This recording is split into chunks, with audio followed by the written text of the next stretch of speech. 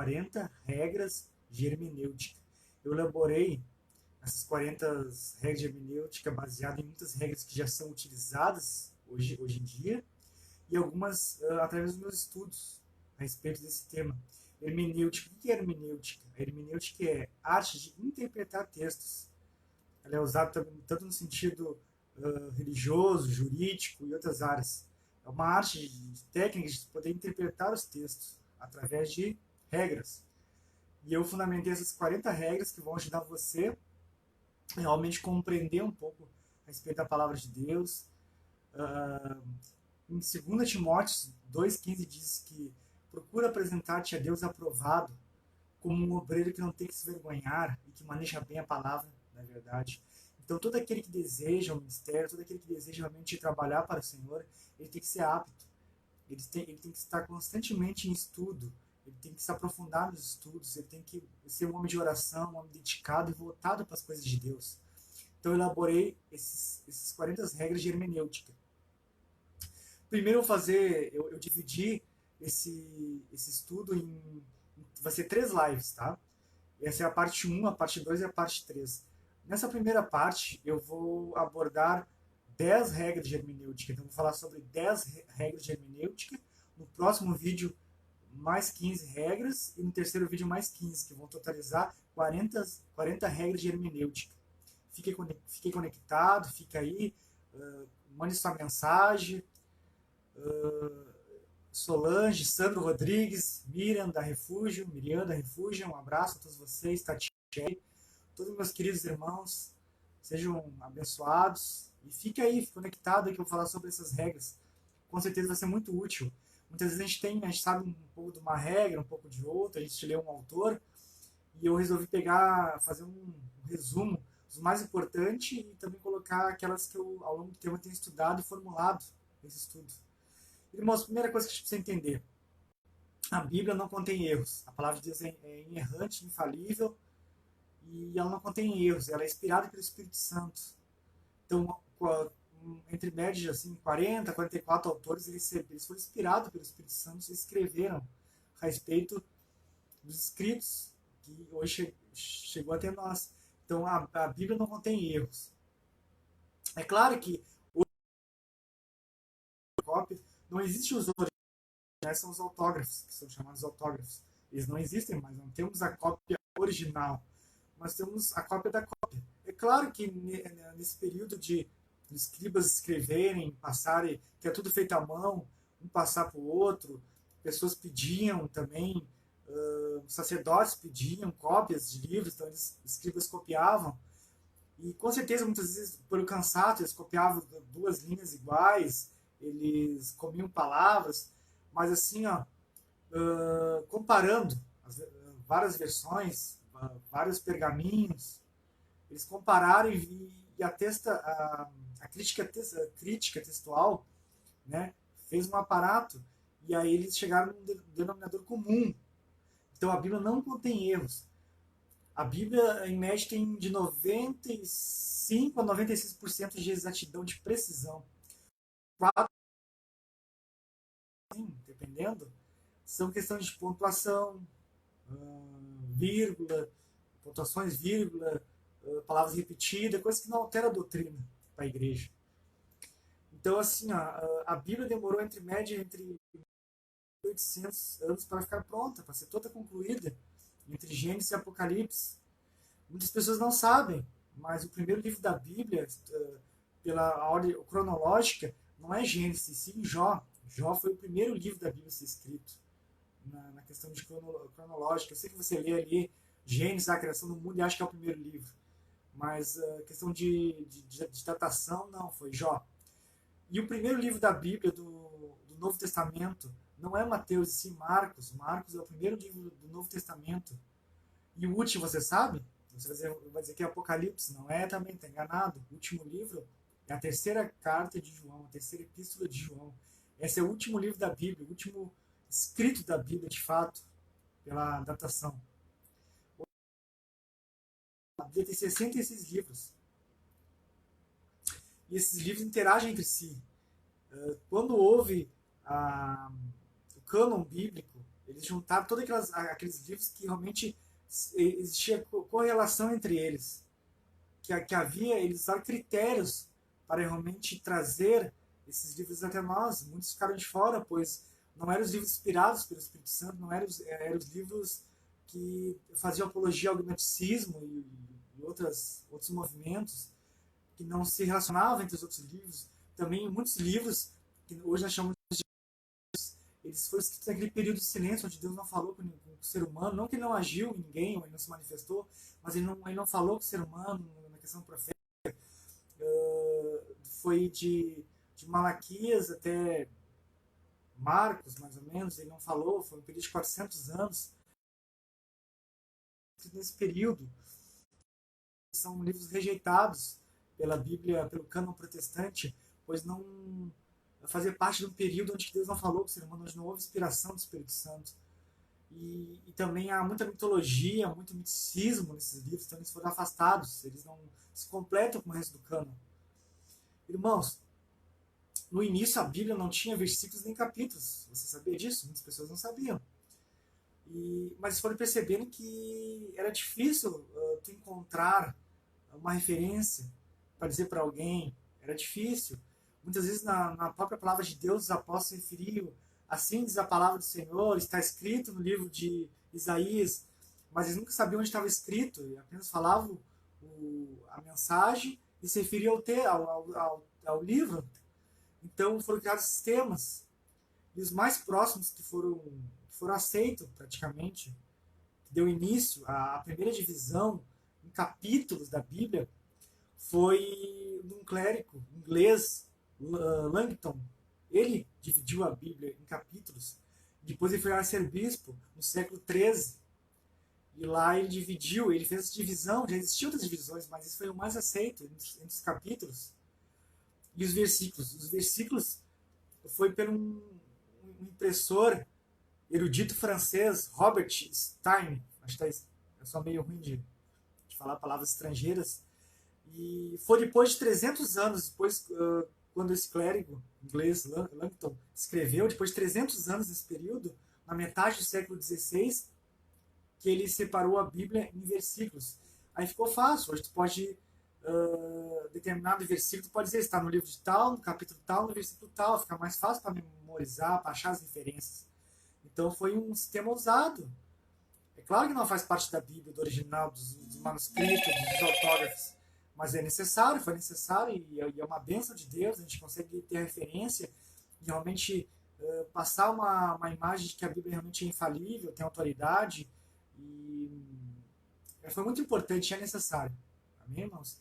A Bíblia foi escrita por em média de 40 a 44 autores diferentes, entre apóstolos, discípulos, irmãos de Jesus também escreveu. Então, assim, a Bíblia ela não contém erros. E ela foi inspirada pelo Espírito Santo e é um livro que tem existido todo o tempo. Muitas pessoas morreram pela Bíblia, pela tradução da Bíblia. William Tyndale também foi um que foi perseguido, foi cremado em fogueira por querer traduzir a Bíblia para o inglês. Então, assim, ó, eu vou começar aqui então as primeiras 10 regras de hermenêutica. Vamos lá? A primeira, irmãos, fique atento. A Bíblia interpreta a Bíblia. Usando versículos mais fáceis, é possível entender passagens mais obscuras e compreendê-las. Deve-se usar correlação entre as passagens que falam do mesmo assunto. O que quer dizer isso, irmãos? Às vezes você lê uma passagem e não entende. Aí você usa um versículo de correlação, ou seja, que fala da mesma coisa de uma maneira mais fácil de entender. Aí você lê e compreende a mais difícil. Então essa é a primeira regra de hermenêutica. Os versículos mais fáceis interpretam os mais difíceis. A própria Bíblia se interpreta. Por mais que a gente use muitos materiais de estudo, e que é bom, é válido, mas a própria Bíblia se interpreta. Se você conhecer toda a Bíblia, você basicamente não precisa de nenhum outro material, porque ela mesma vai se completar e você vai entender tudo mais fácil, vai ser mais fácil de compreender. Amém? Então essa é a primeira regra de hermenêutica. A segunda regra, não deve haver discrepâncias doutrinárias se os textos sobre o mesmo assunto forem interpretados e não se relacionarem. Deve-se usar os quais se aproximam da doutrina de Cristo dos apóstolos. Irmãos, o que quer dizer? Você leu uma passagem que é uma passagem doutrinária, de doutrina para os dias de hoje, para a igreja de hoje. Leu em outra passagem também a mesma doutrina. Mas há uma discrepância, não é nem questão da primeira regra, de ser uma mais fácil, mais difícil, mas parece que não nos combina, que não há uma sintonia entre si. É um abismo entre eles. Então sempre fique com aquela que se aproxima mais da doutrina de Cristo e dos apóstolos. Sempre penda para esse lado. Procure então essa referência que se aproxima mais da doutrina de Cristo, outras referências que possam iluminar essa passagem. Então essa é a segunda regra. Se há discrepância, se há uma diferença, um abismo entre os dois pontos, fique no mais que há mais luz, mais iluminação e que se aproxima realmente da doutrina de Cristo e dos apóstolos. Amém? A terceira regra de hermenêutica. Use o texto na forma casual, no sentido literal, ao menos que o texto aponte para uma interpretação alegórica e simbólica. Irmãos, se o texto estiver dizendo aqui, João sentou na cadeira, levantou e abriu a porta. Está escrito aqui, isso é literal, é o uso comum, é o que está aqui. Não precisa criar uma alegoria em cima disso. A cadeira é a tristeza, a porta é a felicidade. Não, irmãos. Então, quando você lê, sempre procure o sentido usual, literal. A menos que o texto aponte para algo diferente. Que haja simbologias no texto, tipos, antitipos. Aí sim deve procurar um estudo mais minucioso a respeito da palavra. Então, essa é a terceira regra. Use o texto da forma literal. Como é no livro texto de Malaquias 3:10, aquele texto é literal. Quando você coloca simbologia, procura simbologia nele começa a usar tipos, antitipos, fazer analogias, gafanhoto como Satanás, casa tesouro como a igreja, há uma confusão, porque esse texto é literal. Então procure sempre o uso literal. Quando for simbólico, aí você procura realmente o que o texto significa, usando ferramentas, a própria Bíblia. Amém? A quarta regra de hermenêutica. Jamais confunda o texto que se refere à nação de Israel, o povo hebreu, com a igreja do Senhor e com os cristãos. Irmãos, tem muitas pessoas que quando vão interpretar a Bíblia, eles acabam misturando Israel, o povo de Israel, o povo hebreu, com os cristãos de hoje, a igreja do Senhor. A gente tem que tomar muito cuidado, sempre que for ler um texto que fala sobre Israel, a nação Israel, o povo hebreu, os cristãos, sempre deve haver uma análise sobre o contexto, para quem está escrito, para quem foi direcionado esse texto, quem recebeu esse texto, é para hoje, foi para o passado. Então assim, você nunca misture Israel com igreja, povo hebreu com os cristãos. Então deve haver assim você deve buscar a colocação dessas palavras na frase para entender um todo. Então você vai ler a Israel, mas que está escrito antes, depois, aí você vai entender que realmente está falando o povo de Israel, o povo hebreu, a nação de Israel ou a igreja do Senhor. Então essa é a quarta regra de hermenêutica. Vamos lá, irmãos. A quinta regra de hermenêutica. Procure a interpretação gramatical das palavras e do texto. Use ferramentas que possam clarear a composição gramatical e assim descobrir a verdadeira intenção do autor. Irmãos, desculpa. O que quer dizer aqui? Você deve usar os recursos da gramática, ponto, vírgula, quando é que é uma superbole, quando é que é um momento de excitação do autor, quando é que o autor está usando de termos pejorativos, tudo isso, a forma gramatical, tudo isso influencia a interpretação do texto. Né? Por que o autor repetiu a mesma palavra? Por que aquele ponto mudou a frase? Tudo isso, a questão gramatical deve ser avaliada. Isso influencia no estudo, influencia na interpretação. A sexta regra de hermenêutica. Procure no texto palavras que se destacam e tente perceber o que elas podem esclarecer sobre o todo. Ou seja, irmãos, quando você lê uma passagem bíblica, um versículo, procure os pontos mais fortes daquele estudo e faça uma exegese nesse texto, sobre esses personagens também. Procure que ano viu esse personagem, se ele tinha parentes, como era a sua vida, como que era a questão sociocultural. Procure saber o máximo que puder sobre esse personagem, também sobre aí tem um objeto sobre o candelabro de ouro. Foque nele, qual é o significado daquele candelabro, entendeu? Busque realmente o significado das palavras mais fortes do texto. Então essa é a regra sexta na hermenêutica. Procure focar nas palavras mais fortes do texto e buscar o seu significado. Buscar a raiz, a etimologia daquelas palavras mais fortes. Irmãos, a sétima regra de hermenêutica. Nunca use um texto fora de um contexto. Essa é uma das regras mais usadas. Né? Leia sempre o que há antes do texto e depois do texto. Pois um versículo isolado pode formar uma falsa doutrina e sucessivos erros prejudiciais à interpretação correta. O que quer dizer isso, irmãos? Eu não posso usar um texto isolado. Por isso que tem surgido muitos hereges, muita heresia, muita distorção da palavra. Eu tenho que ler todo o capítulo, todo o versículo e até o livro, ou a Bíblia inteira, para entender aquele versículo, se for o caso. Eu tenho que ler o que está antes e depois o contexto. O pessoal diz, né, muitos dizem que um texto fora de contexto abre margem para uma heresia, e realmente é verdade.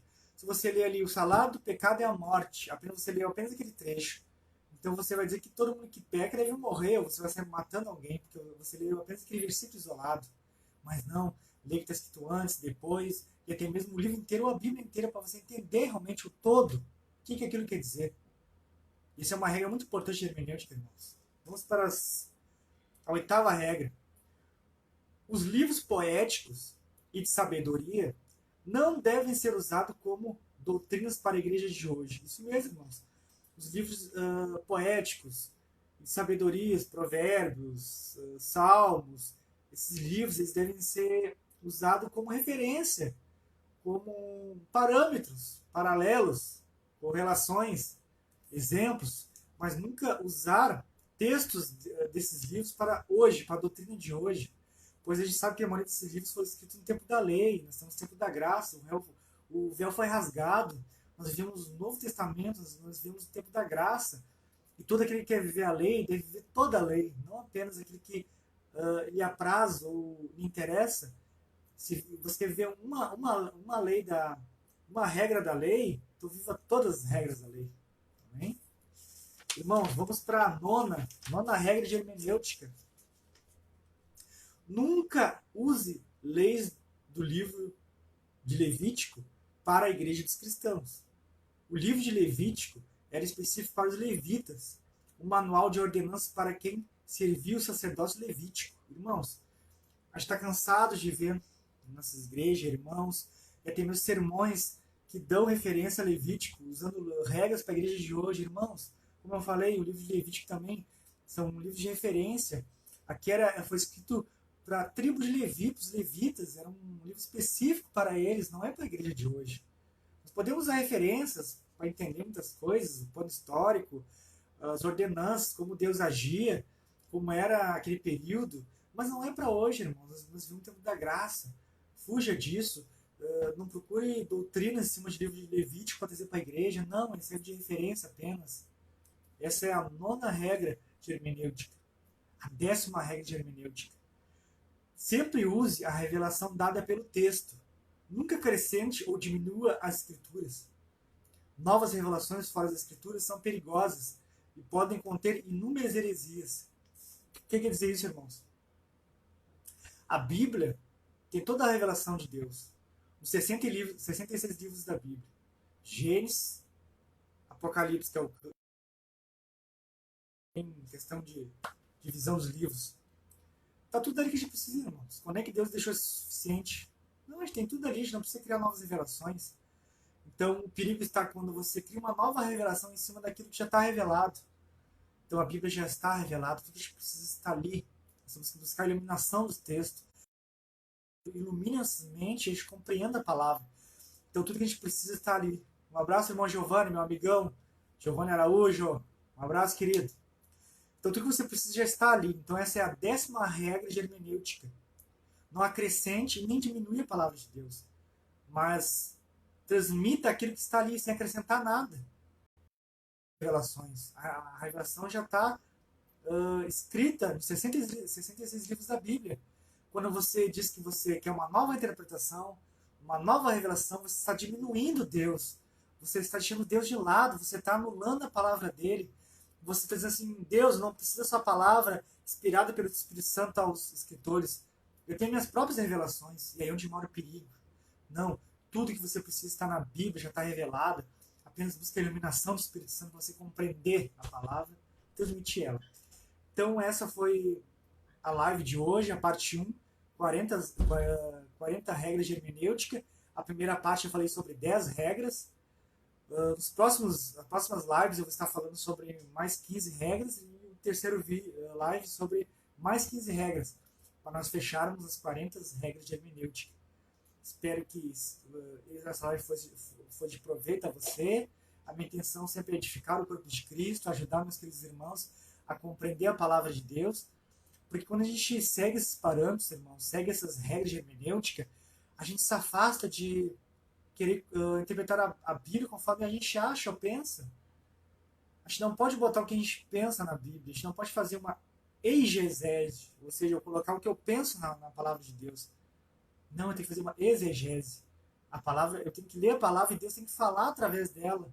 Eu tenho que comunicar a verdade da Bíblia. Eu não posso botar o que eu penso, o que eu acho. É onde mora o perigo, é onde mora as heresias. Na Bíblia fala que virá um tempo em que não suportarão essa doutrina, mas tendo comichões dos ouvidos, amontoarão para si doutores segundo as suas próprias concupiscências. Eles amontoarão, eles buscarão sermões que agradarão a si mesmo, sermãos fundados em seu próprio ego, no seu próprio eu, que beneficia a igreja, que diga à igreja que eles querem ouvir, não que eles precisam ouvir, o que Deus quer que eles ouçam. Então, irmãos, procure então estudar a palavra de Deus, use as regras que vão estar dia após dia sendo colocadas, anote aí no livrinho cada uma delas e comece a perceber, comece a esmiuçar a palavra de Deus. Então é isso que eu tenho para hoje, meus queridos. Fiquem na paz de Cristo. Obrigado a todos que ficaram até o final aqui na live. Agradeço a todos. Fiquem na paz do nosso Senhor e Salvador Jesus. Amém?